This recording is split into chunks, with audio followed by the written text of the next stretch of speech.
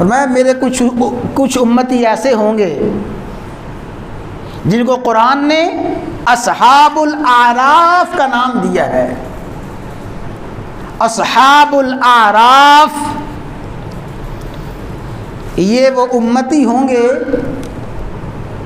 جن کی نیکیاں جن کی بدیاں مساوی برابر ہوں گی. نیکی کا پلڑا بدی کا پلڑا، شر کا پلڑا خیر کا پلڑا برابر ہوگا. نہ ان کے لیے جنت کا فیصلہ نہ ان کے لیے دوزخ کا فیصلہ. قرآن نے ان کو کہا ہے اصحاب الاعراف.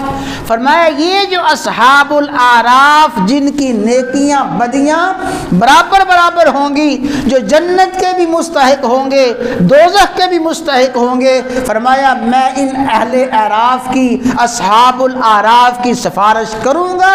میری سفارش سے اللہ تعالیٰ ان کو جنت میں داخل فرما دیں گے.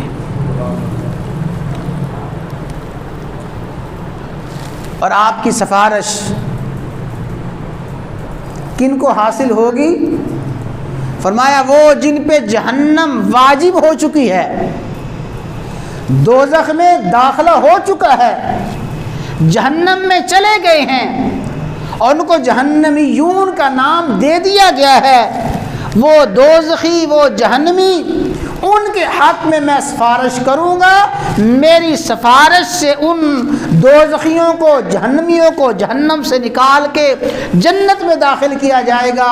تو یہ اہل دوزخ اہل جہنم جو کہ مومن موحد ہوں گے، اس کی تفصیلات انشاءاللہ ابھی آگے آتی ہیں.